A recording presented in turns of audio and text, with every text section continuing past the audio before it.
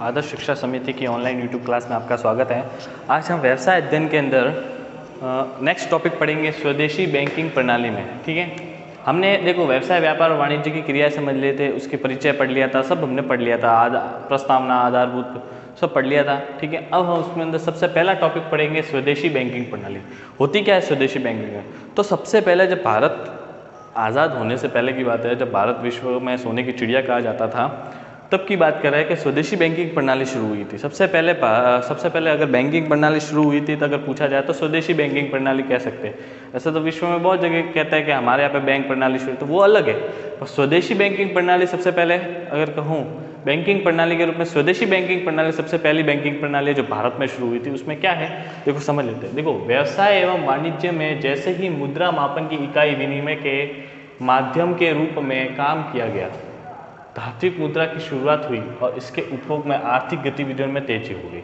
मतलब क्या हुआ, पहले तो क्या था, मुद्रा का मापन नहीं होता था, है ना, मुद्रा के मापन की इकाई के रूप में नहीं मापते थे, है ना। हर चीज़ के लिए क्या होता, वस्तु विनिमय प्रणाली चाहिए। मैंने शक्कर दी तो तुम चावल दे दो, चावल दिए तो तुम गेहूँ दे दो, गेहूँ दे दिया तो तुम दूध दे दो, दूध दे दिया तो तुम घी दे दो, ये सिस्टम चलता था। ठीक है, अब क्या सिस्टम हो गया है, वस्तु विनिमय प्रणाली समाप्त कर दी। स्वर्ण और चांदियों की जगह उन्होंने मुद्रा ने ले ली। ठीक है, मुद्राएं कई प्रकार की, आज तो जैसे कागज की मुद्रा आती है ना, तांबा, चांदी, उस समय कांस्य, बहुत ऐसे छोटे छोटे मुद्राओं के रूप में प्रयोग में, स्वर्ण की भी मुद्रा होने लगी, चांदी की भी मुद्रा होने लगी, ये सब मुद्रा के रूप में काम कर लिया। ठीक है, हीरे मोती के रूप में मुद्रा के रूप में। तो मुद्रा की इकाई, मतलब मैं ये नहीं कहूँगा उस समय मुद्रा क्या थी, मैं ये कह रहा हूँ मुद्रा इकाई के रूप में आ गया। ठीक है, जैसे ही आ गया, मुद्रा को इकाई का माध्यम मापन इकाई के रूप में हो गया। ठीक है, मापन की इकाई के रूप में हो गया, मुद्रा मापने की इकाई के रूप में जैसे प्रयोग में ली गई, तो उससे हुआ क्या, धात्विक मुद्रा की शुरुआत हो गई। एक तो धातु मुद्रा की शुरुआत हुई, दूसरा काम क्या हुआ, इसके उपयोग से आर्थिक गतिविधियों में तेजी आ गई। पहले जो आर्थिक गतिविधियां नहीं होती थी, अब वो आर्थिक गतिविधियां में क्या हो गई, बढ़ोतरी होने लगी। पहला काम कंप्लीट हो गया।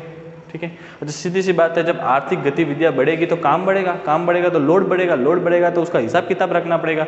तो कहीं ना कहीं हमको इस हिसाब किताब की क्रियाओं को कहीं ना कहीं बैंकिंग प्रणाली कह सकते हो। ठीक है ना, तो ये सब काम बढ़ने लगा।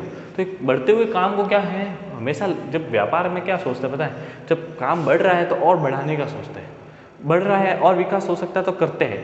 क्यों, व्यापार जितना बढ़ता है उतना फायदा होता है ना। जबकि हर काम, दूसरे अन्य कामों में क्या एक लिमिट रखी जाती है, इन कामों में लिमिट से बाहर जा सकते हैं, क्योंकि ये ज़्यादा से ज़्यादा क्या करता है, फायदा देता है। ठीक है, तो देखो समझो इसने आगे क्या कहा, फिर उस समय क्या शुरू हुई, हुंडी शुरू हुई। ठीक है ना, आज जैसे हुंडी को आप चेक कह सकते हो, डिमांड ड्राफ्ट कह सकते हो। हुंडी एक तरह से क्या है, उधार का काम लेना, उधारी, है ना, क्रेडिट कार्ड सेवा। अगर हुंडी को अगर मैं आज के ज़माने में अगर आपको समझाना चाहूँ ना, तो हुंडी और चिट जैसे दस्तावेजों का उपयोग के रूप में काम होने लगा, उपयोग के रूप में काम हुआ। तो ये क्या है, हुंडी, चिट जैसे दस्तावेज है, वो है क्या, आज के समय में कहूँ तो क्रेडिट कार्ड लेना, लोन लेना, ये लोन जैसे दस्तावेज हो सकते हैं। ठीक है, अब हुआ क्या इसमें, तो इसने क्या कहा, हुंडी और चिट जैसे दस्तावेजों का उपयोग एक व्यक्तिगत रूप में एक व्यक्ति से दूसरे व्यक्ति को द्रव्य लेन देन में होने लगा। मतलब द्रव्य लेन देन का मतलब क्या हुआ, यहाँ पे द्रव्य लेन देन का मतलब क्या, द्रव्य यानी पैसा, यहाँ पे ये द्रव्य का मतलब क्या है, धन से है। मतलब कागज को आदान प्रदान करके हम क्या कर रहे हैं, कार्य हो रहा है। कागज को आदान प्रदान करने से क्या हो रहा है, कार्य हो रहा है, पैसा देने की जरूरत नहीं है। मतलब मान लो कि मुझे 10 लाख रुपए का माल लाना है। ठीक है, अब मैंने 10 लाख का जिसको माल लेना, उसके पास गया, भाई साहब मैंने उसको हुंडी लिख के दे दिया, आदेश पत्र जारी कर दिया, एक कागज दे दिया और उसने मुझे 10 लाख का माल दे दिया। 10 लाख मैंने उसको कब दिए, नहीं दिए, कागज दिया है। कागज देने पर भी वैसे सर मिल जाता होता है, ये चीज़ें होती है। तो वो वाला काम काज हुआ है।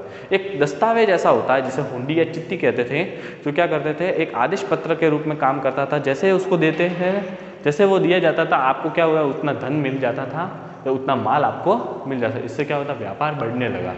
ठीक है, फिर क्या हुआ, प्रमुख विनिमय के साधन के रूप में उपमहाद्वीपों में हुंडी का काम किया और स्थानीय भाषा में थी। तो क्या था, उपमहाद्वीपों में थे ना, वो हुंडी के रूप में काम किया जाना, जिससे क्या स्थानीय भाषा में लिखी जाती थी और जिसमें कुछ शर्तें होती थी। क्या शर्त है, पहला, जिसे बिना शर्त द्रव्य के भुगतान का वचन आदेशित अधिपत्र है। मतलब पैसा देने की जरूरत नहीं है, एक आदेश पत्र है जिसके अनुसार उसका भुगतान हो गया। दूसरी बात, वैध विनिमय द्वारा हस्तांतरण से परिवर्तन, ये वैध मानी जाती है, इसको वैलिड माना जाता है। एक होता है इलीगल, एक होता है लीगल। ये लीगल थी। हुंडिया उस समय क्या कर दी थी, लीगल कर दी थी कि हाँ आप हुंडी देकर काम कर सकते हो। जिसके पास हुंडी है मतलब उसके पास पैसा है। क्लियर? यहाँ तक समझ में आ गया? इस हुंडी वाला अगर नई टॉपिक समझ में आया तो एक बार वापस समझा देता हूँ। सिंपल बात है, एक ऐसा दस्तावेज होता था जिसे देकर आप माल उठा सकते थे। ये एक तरह का आदेश पत्र है जिसको हम मानना होता है। ये एक लीगल पत्र है, इसको देने से आपको माल आसानी से मिल जाता था। ठीक है, क्लियर? इतना सा समझो। फिर आगे चलते हैं। स्वदेशी बैंकिंग प्रणाली में मुद्रा उधार एवं साख पत्रों के माध्यम से घरेलू विदेशी व्यापार में वित्त पोषण में महत्वपूर्ण योगदान किया गया। पहले क्या होता था? पहले सीधी सी बात है, पहले तो हुंडी शुरू हुई, हुंडी का खत्म हुआ तो विदेशी बैंकिंग प्रणाली और ये स्वदेशी बैंकिंग प्रणाली और बढ़ने लगी, है ना? क्योंकि हम तो पूरे विश्व से व्यापार करते थे ना, पैसा तो चाहिए चाहिए। सीधी सी बात है, माल उधर लेके जाना है, वहाँ से लाना है, आने जाने का खर्चा है, माल को बढ़ावा देना है और उत्पादन करना है, ये सब में पैसा तो लगता था ना। पहले हम सीमित थे, अब हम सीमितता से बाहर जा रहे हैं। जैसे सीमितता से बाहर जाते हैं, मेरे सीधे बस मेरी एक छोटी सी दुकान है, उसमें मैंने 10 लाख का माल भर दिया, डिमांड और बढ़ गई है। ठीक है, रोज नए नए प्रोडक्ट आ रहे हैं, रोज लोगों की मांग बढ़ेगा, मेरे को ये भी चाहिए, मुझे ये भी चाहिए, तो 10 लाख के माल से काम नहीं हो रहा, तो मुझे 10 लाख का इसे उधार लाके डालने पड़ेंगे। 20 लाख का करूँगा तो मेरा बिजनेस और बढ़ेगा, 20 लाख का और भी फिर भी तो 5 लाख और डालूंगा, जितना प्रॉफिट होगा वो और डालता जाऊँगा। इससे जितना ज़्यादा अंदर से अंदर रिवाइंड करूँगा तो उससे क्या होगा, ज़्यादा से ज़्यादा पैसा मेरे पास आएगा। ज़्यादा से ज़्यादा जैसे मेरे पास पैसा आएगा उतना ही मुझे क्या होगा, फ़ायदा होगा। क्लियर? दिमाग में बात बैठ गई? फिर आगे समझ लेते हैं। स्वदेशी बैंकिंग प्रणाली में मुद्रा उधार साधन पत्रों के माध्यम से घरेलू और विदेशी व्यापार के वित्त पोषण में महत्वपूर्ण योगदान किया गया। ठीक है, फिर क्या हुआ? बैंकिंग विकास के साथ लोगों के ने बैंकरों के रूप में काम करने वाले व्यक्तियों या सेठों के साथ कीमती धातुओं को जमा कराना शुरू कर दिया और यह पैसा निर्माताओं को अधिक वस्तुओं का उत्पादन करने हेतु साधनों की आपूर्ति करने के लिए एक साधन बन गया। मतलब क्या हुआ? अब है ना क्या, मुनीमगिरी शुरू हो गई है। पहले मुनीमगिरी नहीं थी, अब क्या हो गया, मुनीमगिरी शुरू हो गई है। पहले क्या था, मुनीमगिरी नहीं थी, अब क्या हो गया, मुनीमगिरी शुरू हो गया। लोगों ने बैंक, देखो बैंक भी तो ऐसा काम करे था, हम क्यों नहीं करे? सेठ लोग, लाला लाला लाला सुना है ना पिक्चरों में, लाला मेरी माँ के कंगन वापस दे दे लाला, वो वाला सिस्टम सुना, वही वाला सिस्टम इधर हो गया, है ना? यहाँ पे लालाएं पैदा हो गए, बहुत सारे लाला क्या हो गए, पैदा हो गया। उन्होंने क्या कर दिया, उधार देना शुरू कर दिया। जिनको भी पैसे की जरूरत थी, देखिए जमीन खेती करने के लिए पैसा चाहिए तो देता था, व्यापार करने के लिए पैसा चाहिए तो देता था, वो उसको बढ़ावा देना, हर चीज़ के लिए उन्होंने पैसा देना शुरू कर दिया। देखो इसने वापस बता दो, देखो बैंकिंग विकास के साथ लोगों ने बैंकरों के रूप में काम करना, मतलब लालागिरी शुरू हो गई। फिर व्यक्तियों और सेठों के साथ कीमती धातुओं, व्यक्ति और सेठ भी उसमें साथ साथ जुड़े होते थे, तो कीमती धातुओं को जमा कराते थे। या तो क्या जमा कराते थे, कीमती धातु, कीमती या सोना हो सकता है, चांदी हो सकता है, कोई कागज, जमीन के कागजात हो सकते हैं, या फिर क्या हो सकता है,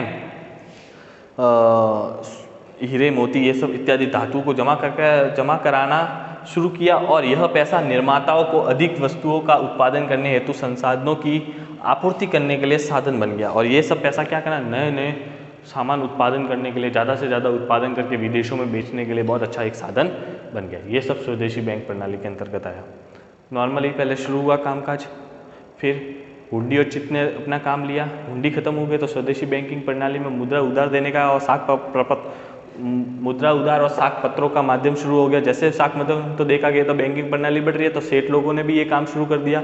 इसके बाद क्या हुआ, प्रसिद्ध कारखानों ने, जहाँ यहाँ तक कंप्लीट हो गया, 30 लास्ट पॉइंट क्या है, प्रसिद्ध कारखानों ने जहाँ कुशल कारीगर काम करते थे और कच्चे माल को निर्मित माल में परिवर्तित करते, जिसकी बहुत मांग थी, तो ये मांग को देखते हुए इससे व्यापार और वाणिज्य के वित्त पोषण हेतु वाणिज्य और औद्योगिक बैंक बने तथा कृषकों को अन्य और दीर्घकालीन ऋण देने के लिए कृषि बैंक बने। मतलब देखा कि कारखाना और कृषि क्षेत्र बढ़ रहा है और लोग बहुत ज़्यादा पैसे की जरूरत की मांग कर रहे हैं, तो इसके लिए क्या हो गए, औद्योगिक बैंक और कृषि बैंकों का निर्माण हो गया, जिससे क्या होगा, व्यापार और तेजी से बने। इस प्रकार हमारी स्वदेशी बैंकिंग प्रणाली शुरू हुई। आप इसको लिखना है, समझना है, अच्छे से इसको रीराइट करना है। अगर आपको कोई टॉपिक समझ में नहीं आया है तो इसको आप बार बार पूछ सकते हैं।